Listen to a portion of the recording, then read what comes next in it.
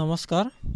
আপুনি বাৰু জানেনে এই ভাৰতীয় খাদ্য নিগম বিভাগৰ তৰফৰ পৰা উলিয়াই দিয়া পদসমূহৰ বাবে আপোনাৰ কি কি অৰ্হতা, কেনেকুৱা ধৰণৰ মানে টপিকৰ ওপৰত প্ৰশ্ন আহিব, তাৰোপৰি আপোনালোকৰ অৰ্হতা কিমান, চ' এইবিলাক আমি ডিছকাছ কৰিম আজি আমাৰ এই ভিডিঅ'টিত।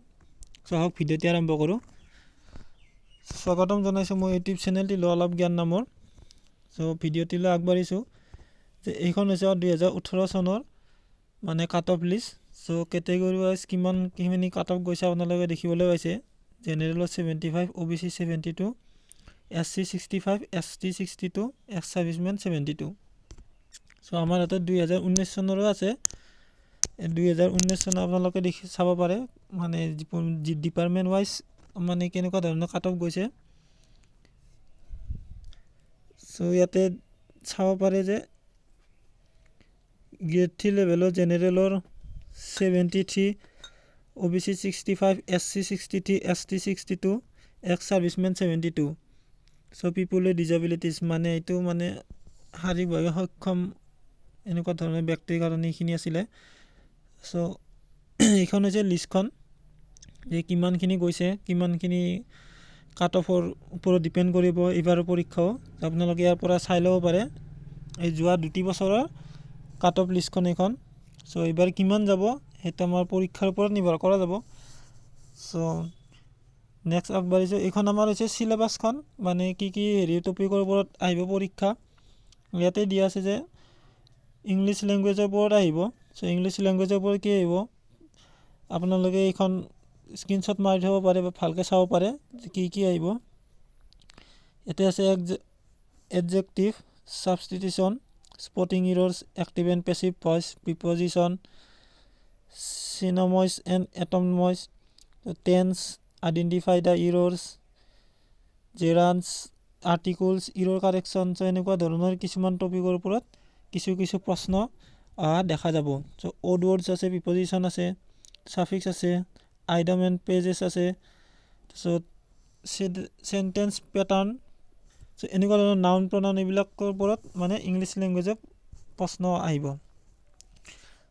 চ' এইখন আছে নামেৰিকেল এপ্টিটিউড। চ' নামেৰিকেল এপ্টিটিউড ইয়াৰ ওপৰত কেনেকুৱা ধৰণৰ আহিব যে ইয়াতে আছে LCM, HCF, লসাগু গসাগু উলিওৱা, পাৰ্চেণ্টেজ উলিওৱা, এইবিলাক কিছুমান ধৰি লওক স্পীড, টাইম, ডিষ্টেঞ্চ এনেকুৱা ধৰণৰ মানে প্ৰশ্নসমূহ আহিব। চ' আপোনালোকে এইখন ভালকৈ চাই ল'ব। ইয়াতে আছে যে ৰিজনিং এবিলিটিৰ ওপৰতো কিছুমান আহিব। ৰিজনিঙৰ ওপৰত কি আহিব আপোনালোকে এইখন দেখিছে ৰাইট চাইডে যে চেপ এণ্ড মিৰৰ আহিব, কেলেণ্ডাৰৰ ওপৰত আহিব, ক্লক, তাৰপিছত কোডিং, ডিকোডিং, এনেকুৱা ধৰণৰ non verbal test, Venn diagram, এনেকুৱা ধৰণৰ এৰিথমেটিকেল ৰিজনিং, এনেকুৱা ধৰণৰ কিছুমান মানে প্ৰশ্ন অহা দেখা যাব। নেক্সট আমি আগবাঢ়িছোঁ যে কিমান নম্বৰৰ প্ৰশ্ন কেনেকুৱা ধৰণৰ হ'ব।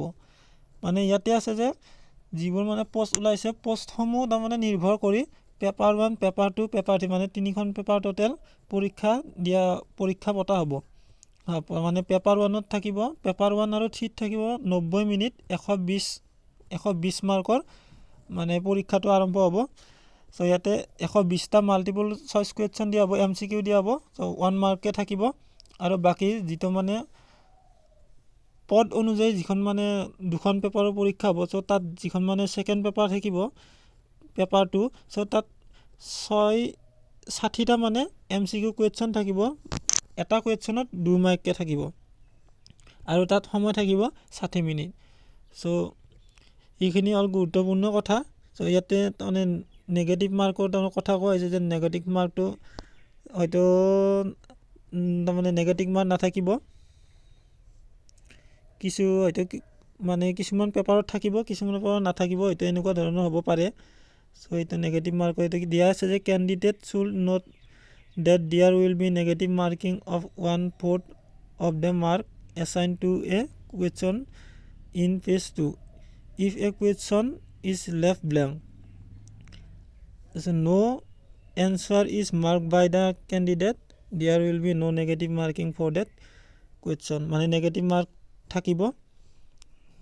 গতিকে ইয়াতে আছে যে কেনেকুৱা ধৰণৰ আহিব চাই লওক আপোনালোকে যে ইংলিছ লেংগুৱেজৰ ওপৰত 25 নম্বৰ আহিব, 25 নম্বৰ আহিব সো ৰিজনিংৰ ওপৰত 25 নাম্বাৰিকেল এপ্টিটিউডৰ ভিতৰতো মানে 25 নম্বৰে আহিব সো আৰু বাকি সমূহ মানে general studies comparison of history geography economy general science up to class 10 লেভেলৰ আহিব so current affairs computer honours মানে কম্পিউটাৰ বিজ্ঞানৰ বিষয়ে কিছু প্ৰশ্ন অহা দেখা যাব সো এইকেইটাৰ ভিতৰত আহিব 45 নম্বৰ এইকেইটা মানে টপিকৰ ভিতৰত প্ৰশ্নসমূহ টোটেল আহিব সো এইখিনি আছিল আজি আমাৰ ভিডিঅ'টিৰ মানে তথ্য সো আমাক এপ্লাই এই ফুড ভাৰতীয় খাদ্য নিগম বিভাগত মানে পৰীক্ষা দিবলৈ গ'লে কি কি প্ৰিপাৰেচন কৰিব লাগিব কেনেকুৱা ধৰণৰ নিজকে তাৰ প্ৰিপাৰেচন কৰি তুলি ল'ব লাগিব সো এই ভিডিঅ'টিত আলোচনা কৰা হ'ল সো আজিলৈ ইমানে